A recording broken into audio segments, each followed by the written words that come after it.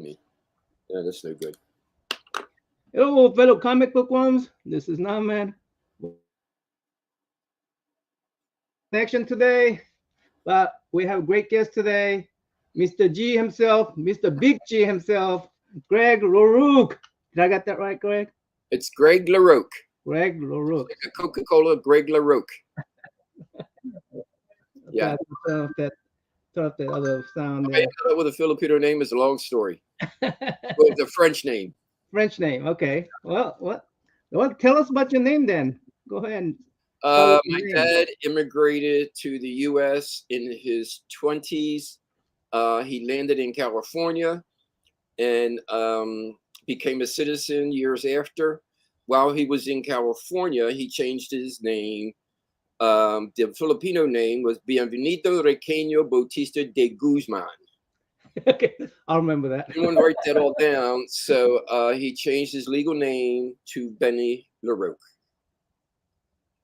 He liked the name Benny LaRocque because while he was in California, he tried to get some jobs as an actor.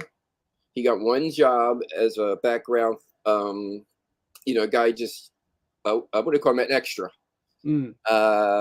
in a war movie, and that was it.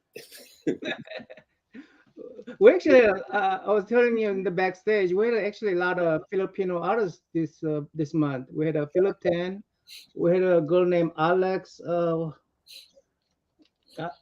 forgot her last name, but we had a girl named Alex. She's a Filipino Chinese, I think. And yeah, it's a Well, the comic industry is rich with Filipino artists. Going back to when I was working with Marvel, Rudy Nebres, um, Alfredo Alcala, if that's how you pronounce it, Alcala. Akela. Um, Yo Joe. Not Ernie Chan. He wasn't Filipino, but also there's another Filipino artist that came out. His name isn't coming to mind right. Oh, Tony DeZuniga. Yeah, maybe the most talented of the group. Why you guys have such a hard name for me to pronounce?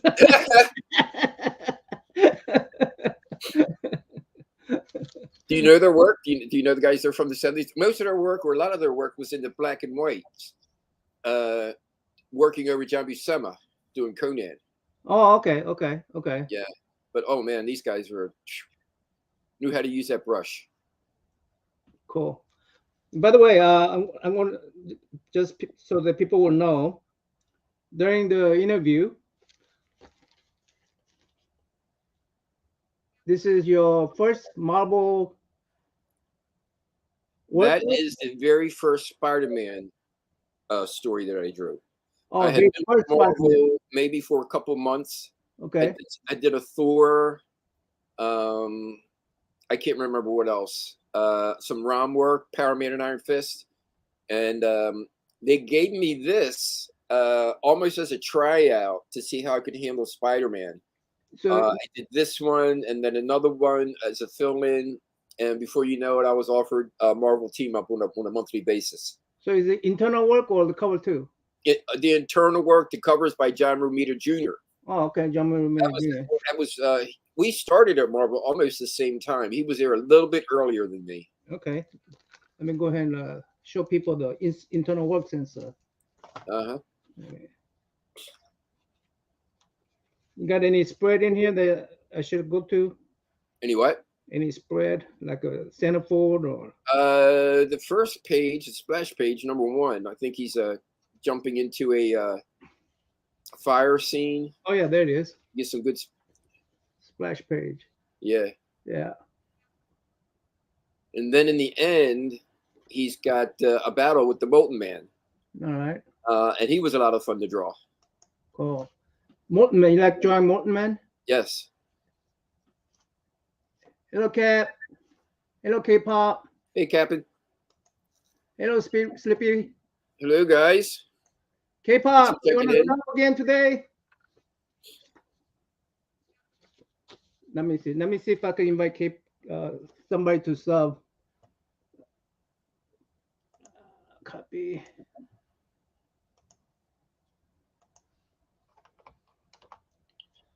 There you go. By the way, Greg is gonna be at the HersheyCon in July. Do you know the dates? It's the first weekend of July. I think it's a Saturday and Sunday, like the second and the third, or first and second. It's before the fourth. And it's HersheyCon.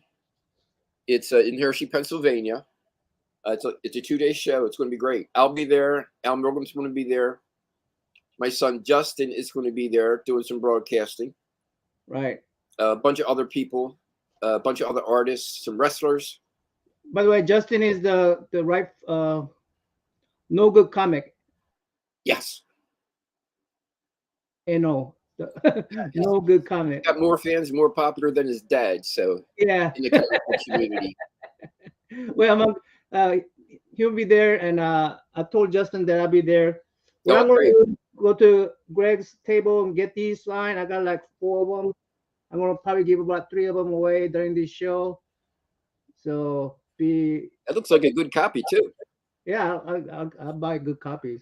Yeah, Okay. yeah. John Romita cover. John Romita Jr. cover.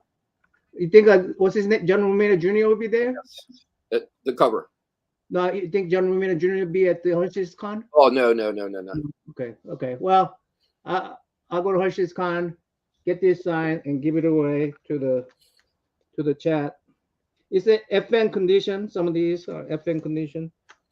Some of these have dog ears, but it's all right. Yeah, All right. it was 40 years ago, bud. So survive a while. Is it 40 years ago? Yeah, this is 60 Early 80s. Yeah. Yeah. Oh. Hard to believe. What kind of working hours went into monthly book? Sleepy. 666. Oh gosh. Well, Yeah, at one point, believe it or not, I was doing 3 books a month. It's so much easier to do 1 book a month. 1 book a month was generally 22 pages. So you can figure that's a page a day.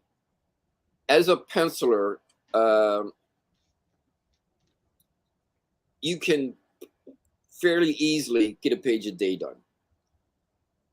You lay out your page, do a little bit of design on the side, worry about the storytelling, stick to the script, work it out, change things, get a good idea of what you want to do. So you have a guide to what you're going to draw on the page. Then you have, break it down, get your panels done, and go ahead and do the shapes, the figure work, the line work. Once that's done, then it's the drawing and the style. So that's really 2 parts to the job. That first part is really the magic that I have to create. That layout, the line work, exactly what's going on, the storytelling, because I hand off my pencils to an inker, and I may spend another 3-4 hours a month drawing, or not, 3-4 hours a day drawing to get my style in and to get more finished pencils. And then the inker just decides, well, I'm going to finish it my way. He asked about the 3 books a month. That's because at one point, that's what they asked me to do. They wanted me to do Power Man and Iron Fist and Marvel Team Up. 2 books on a regular basis. I actually had Dazzler for a month. Oh, really? Dazzler. Yeah. But Gary B's it was too much, and they took me off after 1 month. Oh, okay. So I was, for 1-2 months, I was doing 3 books. But rather than get in there and embellish a lot of shading, they wanted me to focus on that, the storytelling, the dynamics of it, block the shading, but not all the feathering. That allowed me to do 2 books a month. I didn't like doing that. So when the option came up, I, along with Denny, who was my editor for Power Man and Iron Fist, decided it's better to just focus on 1 book. I gave up Power Man and Iron Fist and concentrated on Spider-Man. Ooh, a little there's K-pop. Yeah. Hello, K-pop. Hello, how are you? Greg, I'm good. Nice to meet K-pop's you. gonna substitute for otaku. So Okay. He's late again. Oh, he's double fired this time. He's late. Oh my goodness. Well, it was a holiday weekend, so maybe he had a. It was holiday. Yeah, weekend. yeah. We've been really been at it this month in May, so I cannot blame the dude. I cannot. Yeah.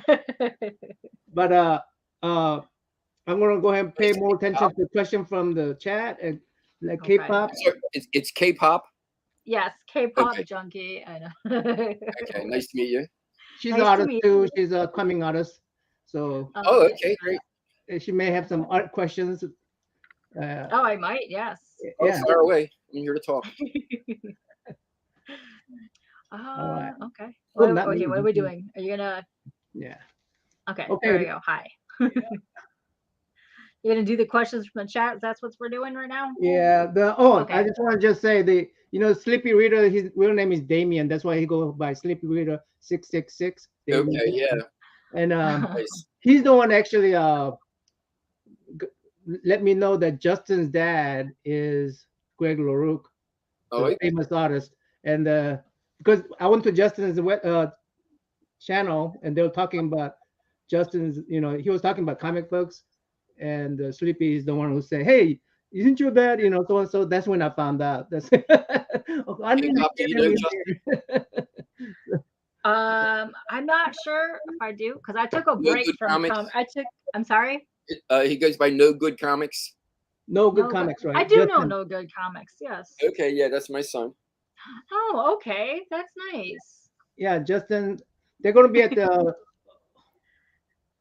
Pennsylvania Hershey's Con. Yeah, Hershey Con and Hershey's Con. Hershey's Con. Okay.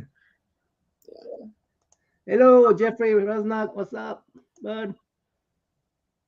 Did the Marvel method plot first make it harder or easier? Here's the thing. By the time I got into comics in 1980, it really depended on the writer. I got some plot and I got some full script. Working from plot, I preferred because I think having that creative input makes for a better story, makes for better storytelling. You can have a good idea in your head, and a writer can maybe put that down in words, but you need to work it out visually. You need to tell it interesting visually. And sometimes the writer might miss a step. There's just a lot of traps for a writer that has to be figured out by the artist. So when you work together, that's best. Sometimes the writer doesn't want to work with an artist and is very, strict about, I want this, I want that. I mean, I've had scripts where they, give you 3 panels, like, give me J. Jonah Jameson's head on the left, looking over the right shoulder. Peter enters the office. I don't need that. Come on. Tell me that he's entering the office. There's going to be some conversation. So you guys talking about? Around. You guys talking about Marvel, the Do It Marvel Way book? Is that what you guys talking about here? The Marvel Way is when Stan Lee and Jack Kirby. Okay. Stan Lee would give Jack Kirby maybe a page or 2. The most famous example is when Silver Surfer showed up, and it was just give me a herald of Galactus and come up with the character. And he created the Silver Surfer and most of the story around that. I've never seen one of the scripts, but there was certainly some controversy on how much Stan grabbed the credit, how much Jack actually did. I did just think it was a great collaboration. For me, I see Stan, oversaw the Marvel Universe, created the different characters, but just gave great freedom to his artists to contribute. And that's why, all the books had that bit of magic to it. Um,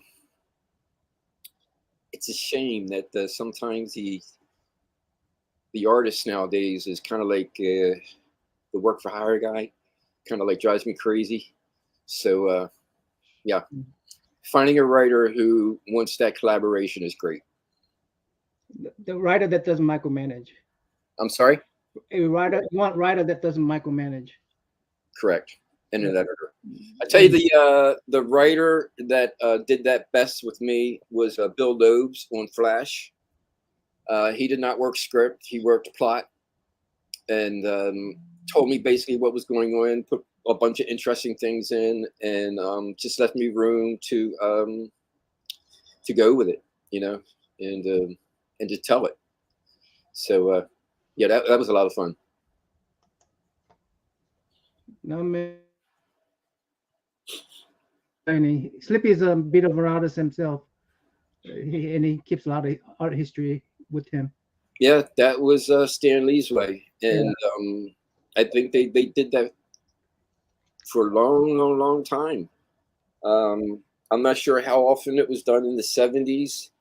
I know in late 70s when Jim Shooter took over, that's when they started the work for hire contract, Mm. and the artist was told, "You're to illustrate the story. You're not to create a story." So Hello, Fox Lang. Hey, We got a Fox. lot of artists coming in here today. In the K-pop. Yeah, I invited them to come say hi. So I have a question about you being an artist. So yes, were you an artist that somehow stumbled into comics, or were you a comic fan that wanted to become a comic artist? yeah, good question. I love that question. I tell people all the time that I was born with a pencil in my hand, Okay. and that was before I discovered comics. I love to draw, and the first things I used to draw were like celebrities, TV stars, sports figures. And I used to get the pictures from the Sunday newspaper.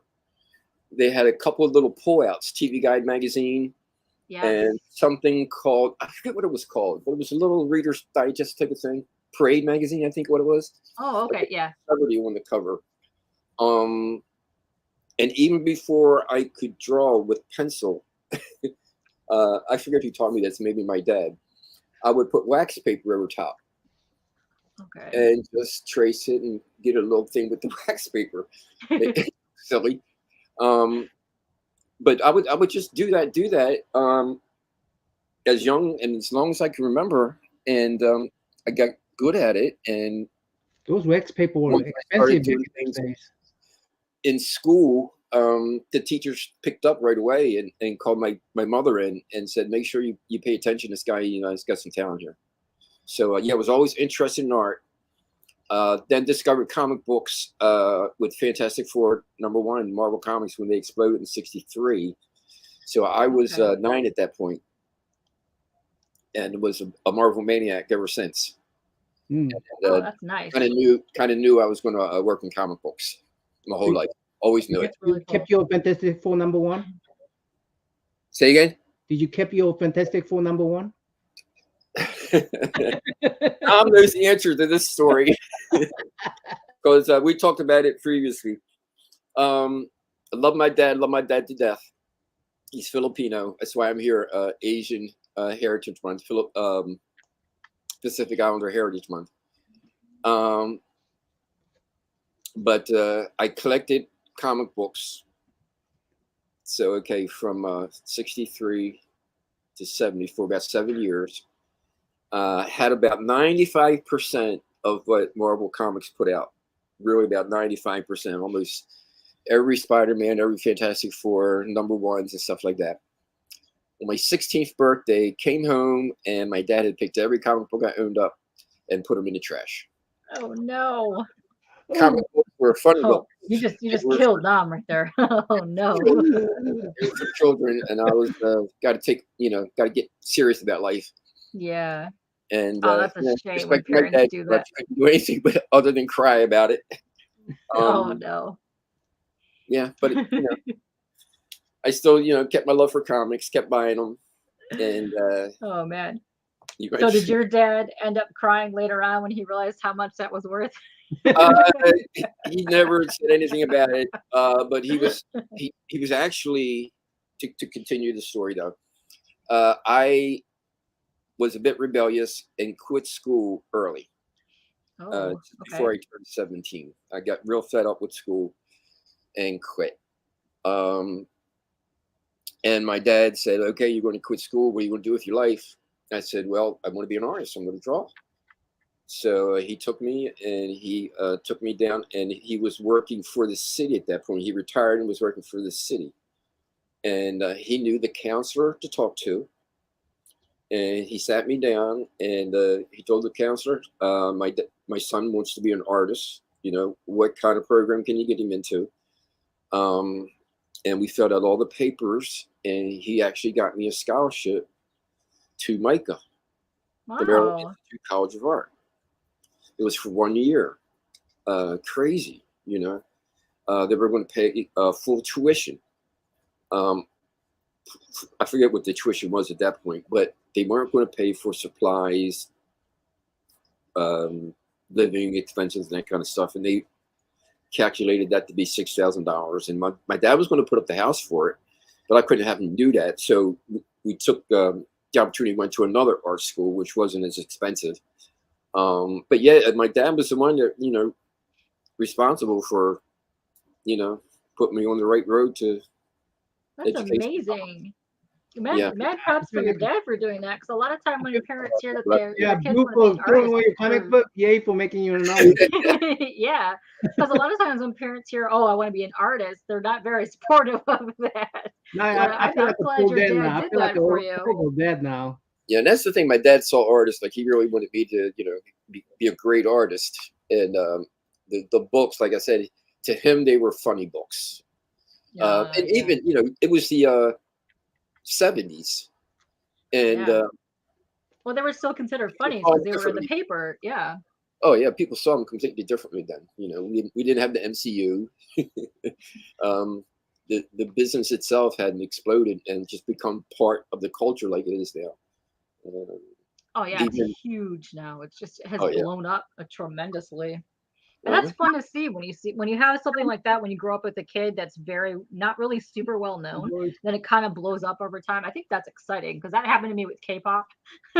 Now everybody's into K-pop. I'm like, oh, I wish I had this when I was little. I don't quite understand this question. if you Okay, could so create a he's comic book short series using any five characters from any genre, and then say Hello Kitty and Transformers, who would you pick for the series? that's an So interesting five question. characters from any genre? Oh my gosh. Any fun, so not even just comic characters, just any Yeah, that's what I'm character saying. from Well, my anywhere. first place would be Jesus Christ. Jesus Christ. Oh, Yeah. interesting. My standard answer, and so my second character is going to be Brainiac 5 from Legion of Superheroes. Nice. Has always been what power would you want? I'd want to be a time traveler, so I could travel through time and learn, you know, from you know, all the different people I want to learn from. And Jesus Christ would be the first stop. Wow. Okay. So Jesus Christ, Brainiac 5. I'll go with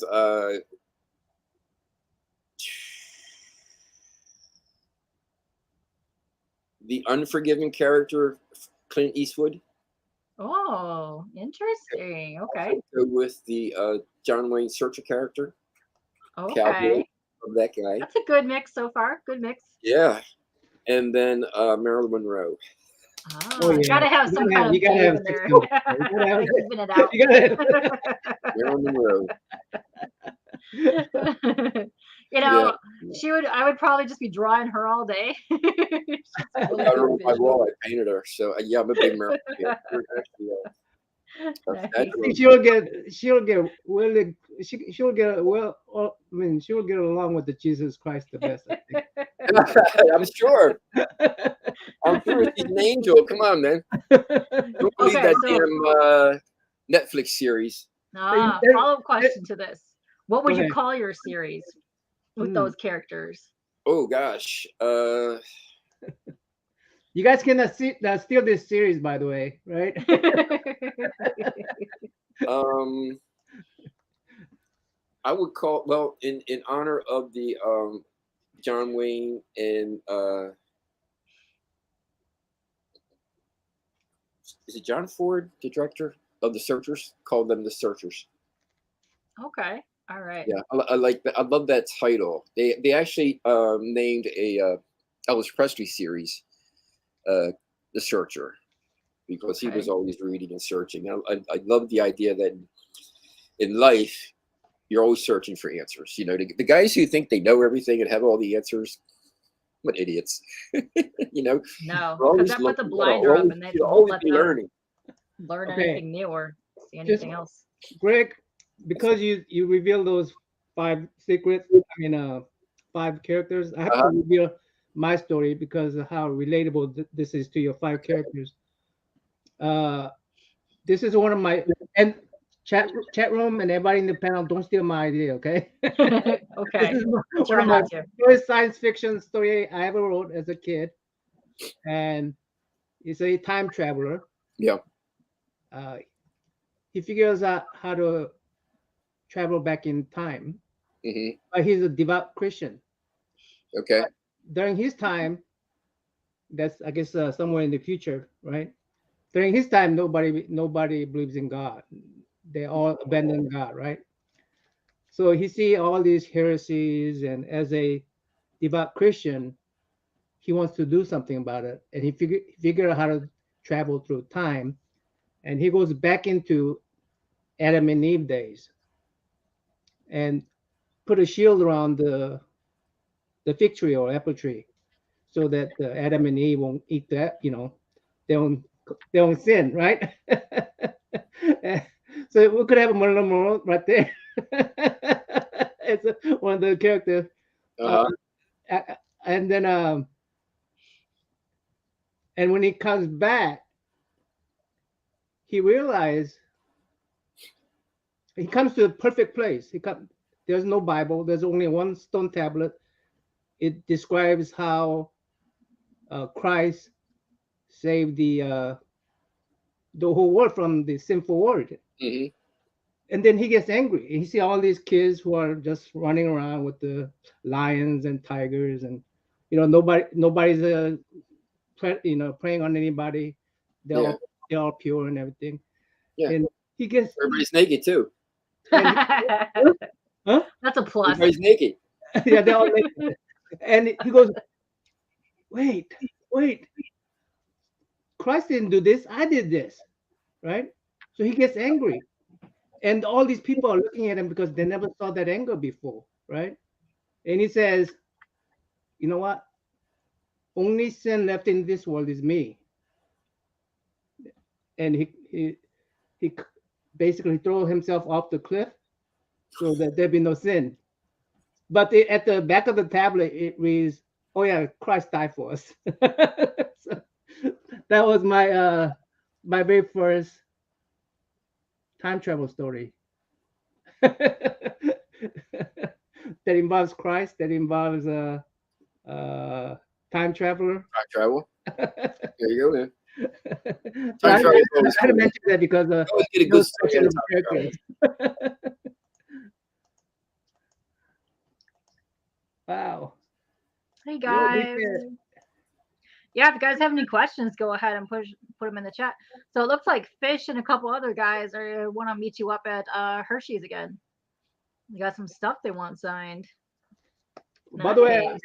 did I tell you guys? Those of you come up late, I'm It's gonna. a 2-day show. We're there Saturday and Sunday. He's Joe Figured is basically taking over the whole hotel. He says, and that's all the conference rooms and stuff. And Roy Thomas is going to be there. I'm going to be there. El Norman's going to be there. Tony Atlas, the restaurant's going to be there. Oh, ooh, It'll be great. that's cool. I've been to shows with Tony Atlas. He entertains the crowd. He's I a good bet, guy. yeah. Draws and That's a everything. good He's a one. good guy. Are you gonna go to any other? You have any other cons coming up? You know, I'm going to Sarasota, Florida in Okay. August. Hey, I'm also going to Kentucky right after that. I got Hershey planned. I will probably do Baltimore Comic Con again this year. Okay. And one I suggest everybody get to if they can. It's cool. well after Baltimore Comic Con. So it's not like they're competing with Baltimore Comic Con. But there's one in Ocean City they do in December, Ocean City Comic Con. And that is so much fun. If I could tell my younger writing self anything, what would it be? Is that for me? I would guess so. Do you write K-pop? So eventually, I kind of write short stories, and eventually, I would like to do some little horror type watercolor illustrated books. Mm-hmm. So if you do have any tips for that, that would be great. Okay. I've always really enjoyed contributing with the writing. Almost every writer I've worked with has told me they enjoy working with me and told me I have skills for writing. I think I have skills for storytelling, like coming up with stories, but scripting, picking the right words, that is a talent I don't have. So I stay away from that part of it. But if I could tell myself something to my younger self or any young writer, I would repeat what Denny O'Neil taught me. I was drawing Power Man Iron Fist, and he was editing it. And one day we were going over my pages, and he picked this one page up and he showed it to me. He says, "I just love this page." He says, "Look at this page. Look at that panel." He says, "That is an ace panel. This is what you need to do." And I looked at it. I was first looking at the drawing, and it didn't stand out. There was nothing special about it. And he saw me. I was, okay, thanks for the compliment. And he said, "It's the payoff. Look at what's going on and how important that last panel is to what is preceding it. I need you to remember the storytelling." And he told me this. He says, "Think of a joke. Some people can tell a joke and it falls flat because they don't know how to pay it off in the end. You need to build something up and know how to pay it off." And that's what that particular panel did. And I saw it through his eyes at that particular time. And it just made so much more sense to me then. So that I just realized then about how, some people could sing, some people could tell a joke. Storytelling, putting those right panels together to engross, the reader into the story. That is the magic of what we do in comic books, and that's what our contribution as artists, as the illustrator of the story is. And understanding that there's a pace and a joke and a story, and you're setting something up for that payoff, for that punchline, for that, there's a lot of words for it. You hook them in, and there's just a lot of things. But that's what I would tell them. It's just not drawing. Yeah. It's storytelling and understanding that it's even storytelling isn't just words. It's seeing it in pictures. Yeah, because your art has to tell the story that's missing between the words that are, on the paper. So like the story and the art actually have to meet together to, create the whole picture, which is pretty neat. Together, yeah. Picture's worth 1,000 words. Have you ever tried to tell a story just with your art, without any script? I always have something going through my head, and I actually just have developed like not a 20. I'm in the middle of it. It's just an idea now of a story that's 22 pages long with no words. It's just action. No, not action, but just the storytelling. That's cool. Yeah. I recently picked up it's a day in the life of a cat book, and there's really no words to it, and just about the cat lodging around, but just the panels alone are enough to tell like the story of this cat and how this cat's day went. It's adorable. My dog barking up the storm. Just give me 1 second. Okay, sure. Ben, is that you? Hello, Munch. How are you? Hey guys. Master Don. Is there anyone Okay, So I'll if you ask guys are that. just coming in, go ahead and leave your questions, and then you're going to be giving away that book at the end, right? Yeah, I'll be giving this away. But it will be. I have to go to Hershey's Con in July, and then have Greg sign it. Okay. Then I have to send it out. So there'll be a lot of delays. So just remember Okay. to remind me when you do win it. Yeah. So Is there a next All book right. question you like is, signing or a book you wish people would bring more often to get signed? oh, okay. That's an interesting question. I Web of Spider-Man #1 would be the one I've signed most. That is such a Um, great cover, though. That's such a that's Charles Vest it's cover. so It's awesome. iconic. Yeah. Yeah. I purposely bring a Bring Web more Spider-Man often. #2 because that's your cover. That's, Yeah. and Also great. I sign everything. huh? So. Yeah, and, we talked about in the backstage. Greg will sign anything for you guys if you. Saying anything. Uh-oh. Well, I have actually signed probably people have brought my entire collection more, and I'll sign everyone. I feel obligated to. I really, I'm thankful that they show up to the conventions. I'm thankful they bring my Yeah. books. I'm thankful they buy the books. I've been well paid to do it.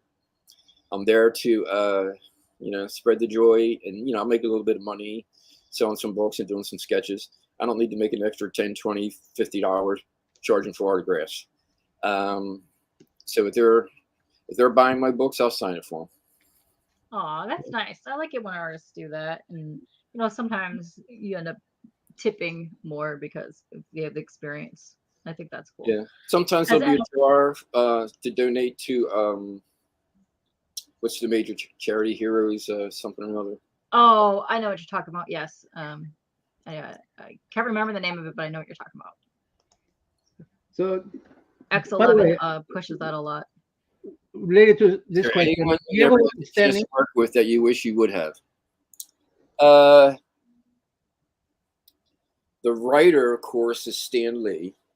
Oh, you didn't work with him. Oh, I didn't okay. get a chance to work with him. Of course, I drew a lot of his characters, so I felt, just blessed to do that. He drew the Avengers, the Spider-Man, Thor, I drew the Thor book. But I did meet him. I met him at a convention. Got a chance to say hello and talk to him for a few minutes. The artist who was my main guy, never got a chance to work with, of course, is Neil Adams. Oh. He's my major guy. I think he's at the top of the field. Storytelling, just talent wise, his rendering, it's just beautiful stuff. He changed the game. In my opinion. Yeah, he has some really good work. Yeah. But there's when I was penciling, there was a slew of inkers at that time that I didn't get a chance to work with. Marvel had a lot of in-house inkers. Klaus Hansen, I would love to have worked with. Joe Rubenstein. I actually just got a chance to do some work with Joe. Okay. He called me up and hired me. He was working on a project, a sci-fi project. It was a 20-page story. I penciled it and he inked it. Haven't seen it yet, but that's it's neat. Yeah, That's it's really awesome. It's being published. The main guy that I would have liked to work with. Nah, hard to say. With me, it was more books. I would have liked to work on, a bunch of books that I didn't get to work on. A couple were in production, but we never got it there. Mark Grunwald was pitching a Lady Sif series Interesting. that Scott Lobdell was going to draw. Right, I'm sorry, and I was going to draw. If you know Scott's name, Scott Lobdell, he broke big with one of the X-Men books. I forget the name of the title. Generation X, was it? I think so. And then he's scripting some stuff into Hollywood now. I forget the name of his movie, Death Day or something like that. Came out a couple years ago. But he lived nearby me, and as I was leaving Marvel, there was still hope that we might do, a couple different series. And he and I came up with a couple different ideas, and one of the ideas was Lady Sif. That would have been a really good book. That would have been So, great. a follow-up question to this. If Sure. you could have worked on any book that Neil worked on, what would have been your dream project to work with on Neil? With Neil Adams? Mhm. Ooh. Thor. When he was doing Thor? Thor. Yeah. That would have Yeah. made sense because that would follow up to your Lady Sif. Yeah. There you go. Neil was Or growing up, I was, like I said, a Marvel maniac. yeah. I liked all the books, collected the Fantastic Four, Avengers, all of them. But my main guy was Thor. And I love Vince Colletta's inks over Kirby. A lot of people chose Joe Sinnott. He used that number 2 brush, a broader line, a more cleaner finish, but that cross hatching and the fine feathery touch that Vince would use. I loved it. Vince inked my first series, which was for DC Comics called OMAC. And then he inked a graphic novel I did for Marvel, The Aladdin Effect. And he inked a couple Spider-Man stories with me. He was a very, very nice guy to me, and very supportive in my career. Just a sweet guy. That's awesome. I really love it when you find like a penciler and an inker that mesh well together, because you want to find the balance between someone that enhances the line work, but Yeah. also makes it look like it's like one piece of art. And the same thing with a colorist too. So it's really awesome when you can find someone that does that, because there's a few times when I've gotten books where the inker or the colorist are just too heavy-handed and it kind of destroys like the line work, and it's sad when that happens. Yeah. But it does happen. But I love it when you can find that little section that just works well together. And I Here's think the that's funny thing about business, editorial control, and how things can progress, but still you'll get stuck in the past. Right? You mentioned earlier about the 1960s newsprint comic books, right? So editors and artists had a problem with that newsprint because, ink would bleed. You didn't get good production quality. It faded away. So the instruction was use that number 2 brush. I want big fat lines. I want people to see that thing from 6 feet away. Give me good, clean, cartoony Disney style, clean work. So that became standard editorial instruction to their artists, and became the style that they were looking for and the people that they would hire. Fine. Joe Rubenstein, Tom Palmer, Joe Sinnott, all the major stars of the 80s came into the business with number 2 brush.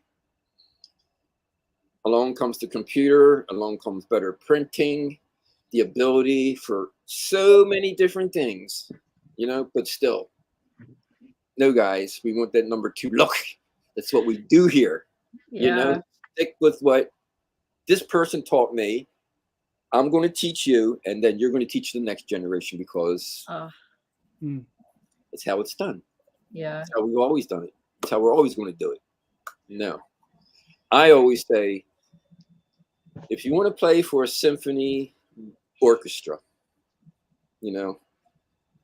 go learn all the things you need to know, educate yourself to do it the way classically you're supposed to do it.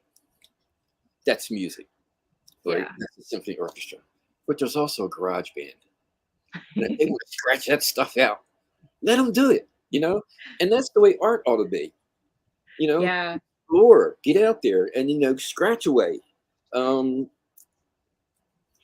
Just, break new ground. Out what the future holds. Yeah. That's what I'm all about. Because I have a couple friends that are into comics now, and they're getting their covers and they're finally getting printed. But the issue with the printing now is the paper quality and like the printers, when they print it, it's so oversaturated, it kind of ruins their artwork a little bit. So when they get their covers back, it's just like really dark, and a lot of like the stuff that they have highlighted kind of gets just disappeared and becomes muddy in the process, and they get really heartbroken over it. Expect the lifetime of that. Yeah, I bet. You never know. Really, you never. They try so hard to match colors. Yeah. Oh my gosh, you'll never know what you're going to see. You never know. And I've seen that with high-end posters and prints. Yeah. They do their best, man. But I mean, you're relying on ink. You're relying on a lot of different things, and people's eyes.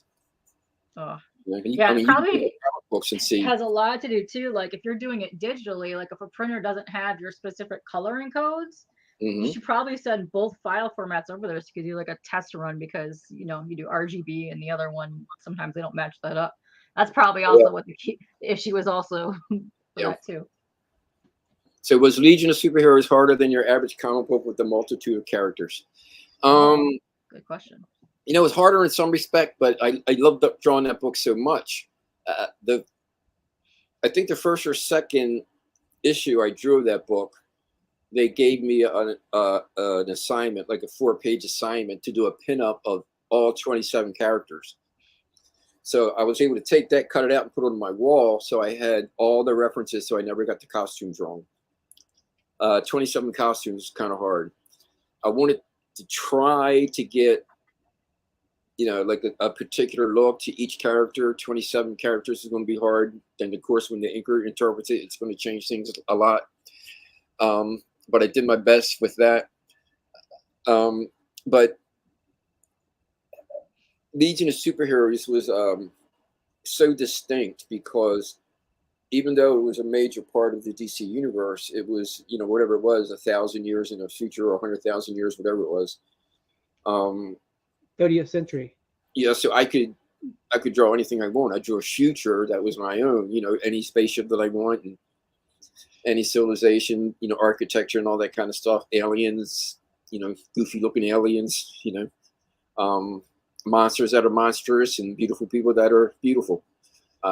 It's a great book to draw. So the challenges. Do you change up any of the customs that Legion had? What? Did you change up any of the custom that Legionnaires had? I still didn't hear you. It's a little. Did you change up the costume? Oh, did I change up the costumes? The only one I did was Karate Kid. I did Karate Kid. Starfinger.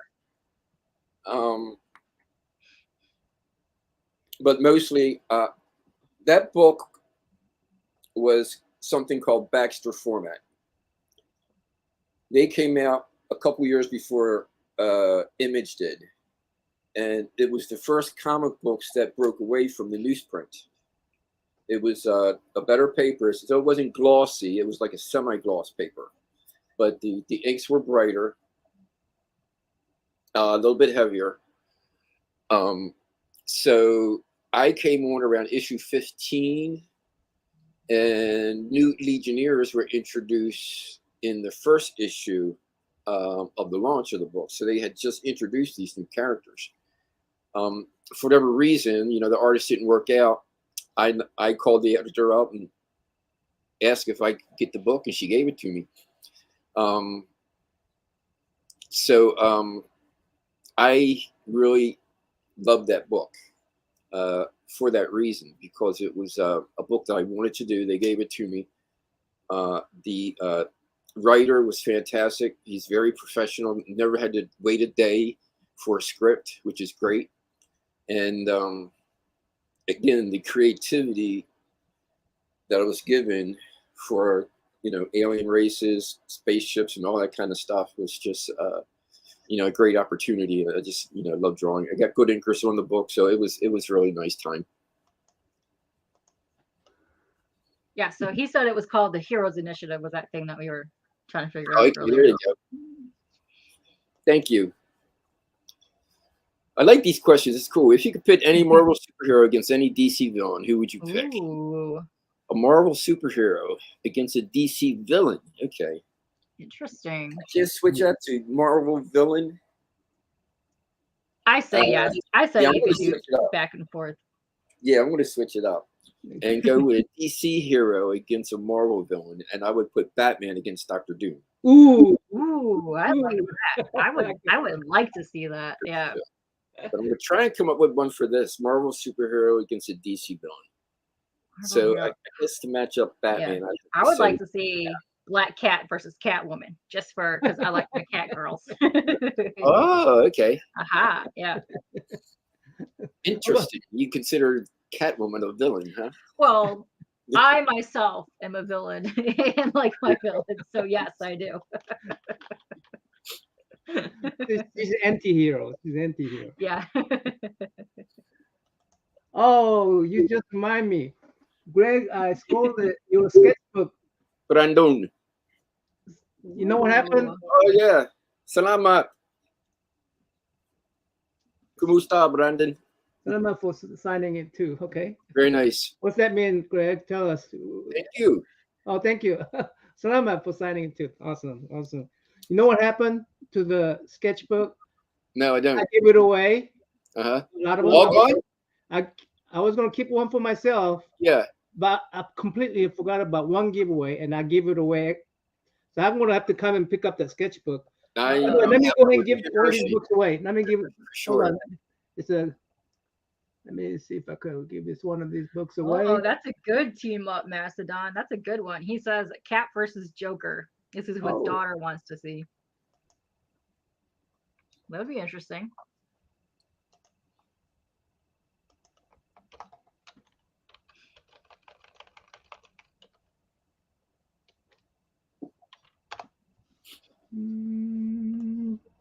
Was that a year ago that we did that first? Yeah, that was a year ago. Was that Baltimore, right? Last Baltimore? No, that was before Baltimore. Yeah, before the Baltimore. It was the month of May, a year ago. Oh, so exactly a year ago. So what should I hashtag? You want to give it away now? Yeah. Let's see. Okay. Share screen. I could give more away later. So let's see. I thought it was a good segue for now. Good segue for now. Do you mean you want a hashtag now so people start entering it and then just run it at the end? We could do that too. Okay, That's yeah, true. let's do that so that people can keep coming in here and enter. Okay. What's So what's hashtag? What do you want your hashtag to be, Greg? Me? EXILER. So is that what you're for? You're gonna do something that I cannot spell, are you, Greg? Spell it. EXILER.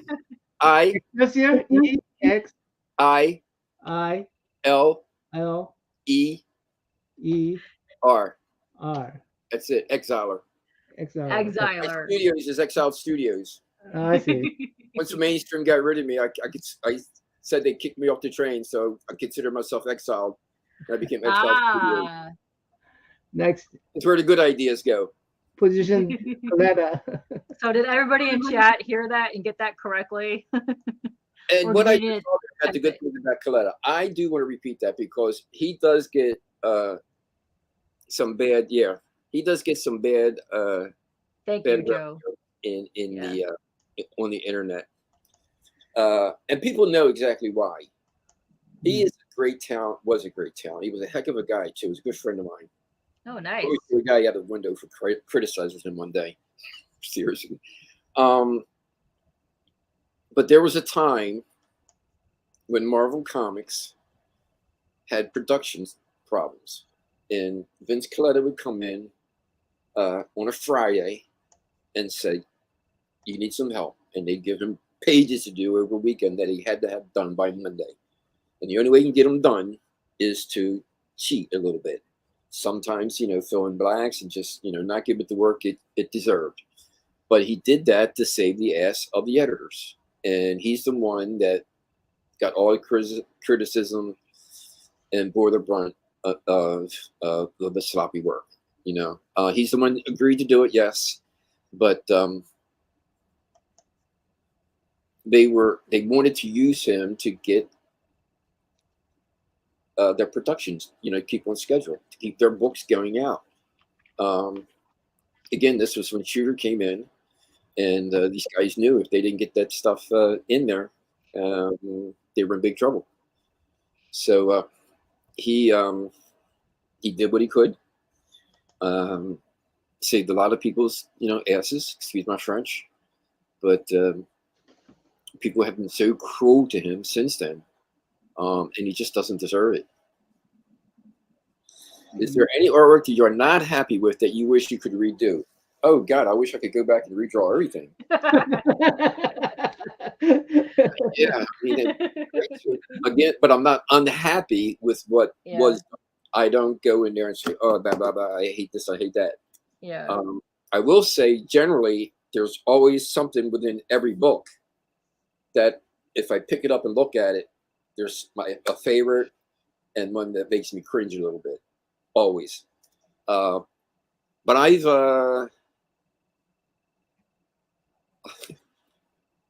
as humbly as I can say it, I've always been confident about my work. I feel well, good that's about good. it. I've been criticized by the best. I've been called brain dead by my editors. Oh dang. I know that art is a subjective thing. So some people are going to like my work, and some people are not going to like my work, and I can live with that. Yeah, but I just I enjoy art so much. I enjoy artists so much. Somebody went black. Did I? And I always want to be encouraging to young artists. Because I've seen sometimes, like young artists. Have you taught art before? I'm sorry? Have you taught art to people before? Or I've had small classes before, but nothing really serious. Just, at a local comic shop. Okay, at the comic shop. Okay. Yeah. Okay. Cool.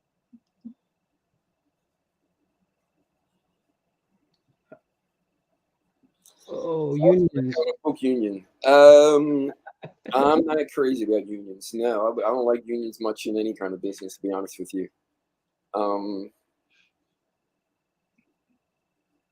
The job of an illustrator is a freelance artist, and it's a hard business. It's a competitive business.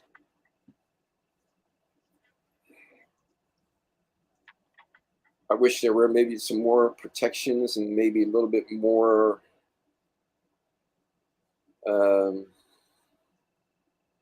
protections would be the word. Because we are at the mercy of the money people, and it's very easy to rip us off. I'm not even going to tell you how much money has been owed to me over the years by not being paid.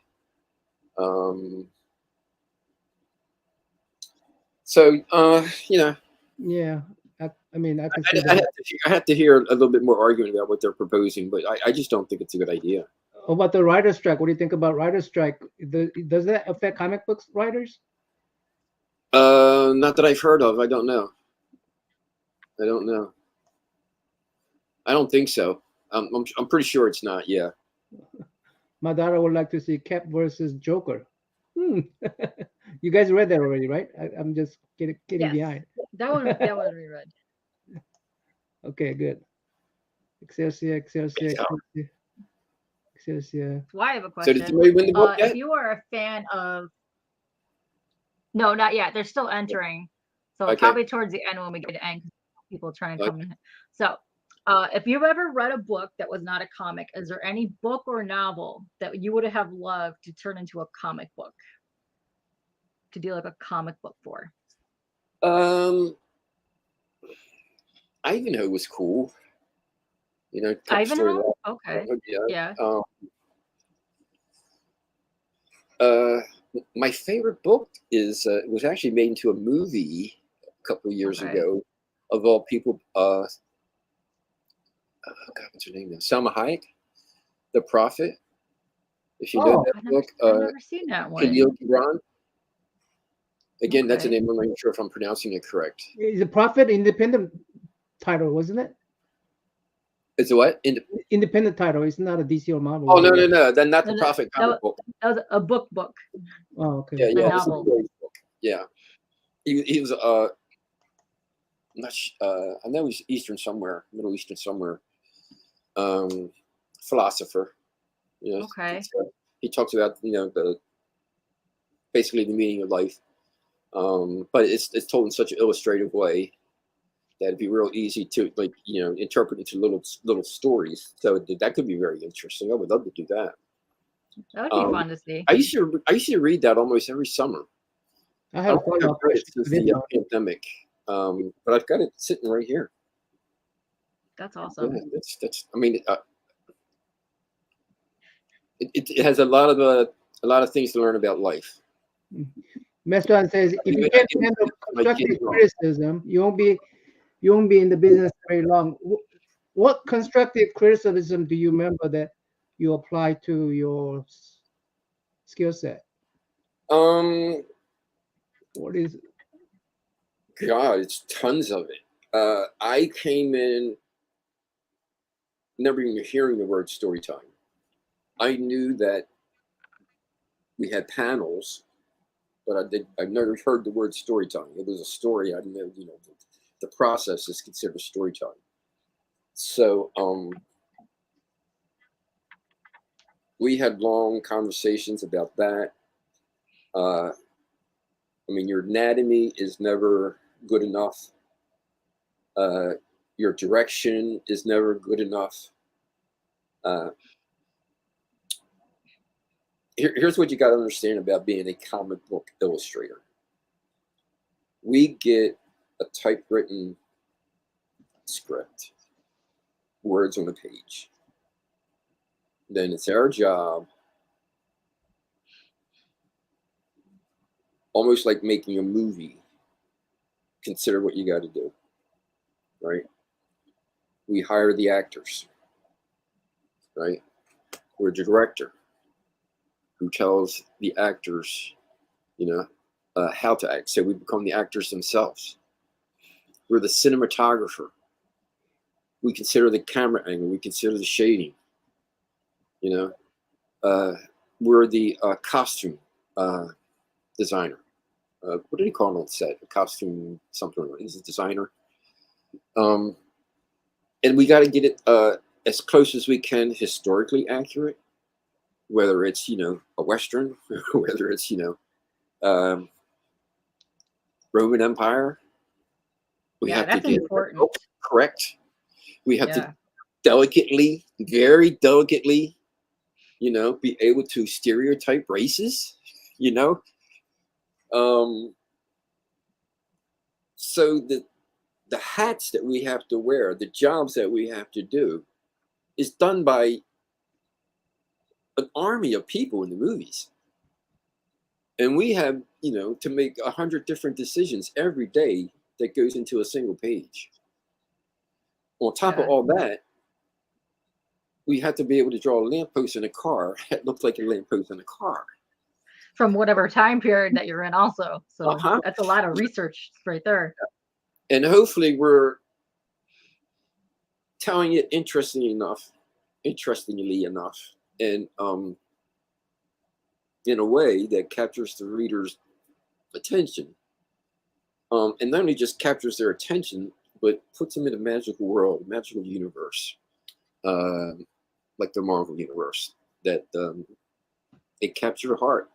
I tell you, man, it's such a blessing, and it's such a wild thing to have somebody come up and drop a comic book, just what you got there from the early 80s that was done 40 years ago, and talk about that story today. It's out there all that time, and still people enjoying it. It's just crazy. That has to be extremely heartwarming too, when you have somebody that has a beloved book from back then that brings it to you now because it gives them extreme joy and they want to talk to you about it. That's what I love when I go to meet artists and cons. That's what I want to talk about, because there's something about that story or that artist that speaks to me, and I just love that. And that interaction is just, I don't think people forget that when they go and meet those. Like they're holding a baby, a newborn baby. Yeah. a little blemish on the bulk, and you have to be extra careful not to, damage it. But Yeah. talk about this story as if Peter Parker is their best friend, and they're talking about a real person. Yeah, there's just it's one of those things that how you connect with the fans. It's just fantastic. That's amazing. Yeah. Now I got to get out of here soon, but it's already 9:05. Oh, Alright. no. Oh, sorry. Let's give the stuff away. Let me give this stuff away. Sorry about Yeah. that. I'm sure you'll be back on. We can ask way more questions another G has time. to have his beauty sleep, guys. So Yes. So type Exiler was Exiler. Exiler in the chat if you have not already. Yeah, I'll be So- giving more than one away. So let's do this.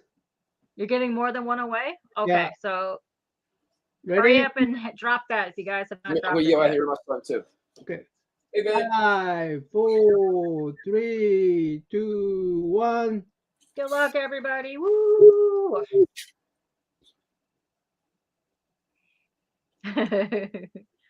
Be careful back there. Hey, Alex! Oh, congrats to more. Woo, woo, woo, woo. Alex!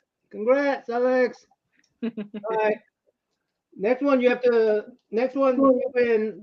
give to someone else. I mean, we have to spin again. Yeah, does it One more automatically remove the person that won so you could do it again? Well, Alex is she don't have to put it in. She don't have to. She knows what to do. They don't have to re-enter or do that. You could just redraw. I think. Can I? Oops. Uh-oh. My personal stuff, guys. Oh no! Don't look at that. Let's see. Is it still in there? Yeah. Let's see. Yay! Congrats. What was the spelling again? Jeez. Exiler. Is that correct? Exiler. Excellent. Okay. Yes. Exiler. Okay. They don't have to do it again, do they? Okay. Yes. So Okay. more wins. If you just come in, if you just came into the chat room, this to win this book signed by Greg LaRocque. Okay. That's a good one. I love my Spectacular Sparties. I love my webs, and I love my. And this is his very first Spidey, Peter Parker Spidey book. So that's cool. All right. So well, I've got one more in there. Wait, yeah. Go back. Yeah, we got 14 now. All right. Ready, set, go.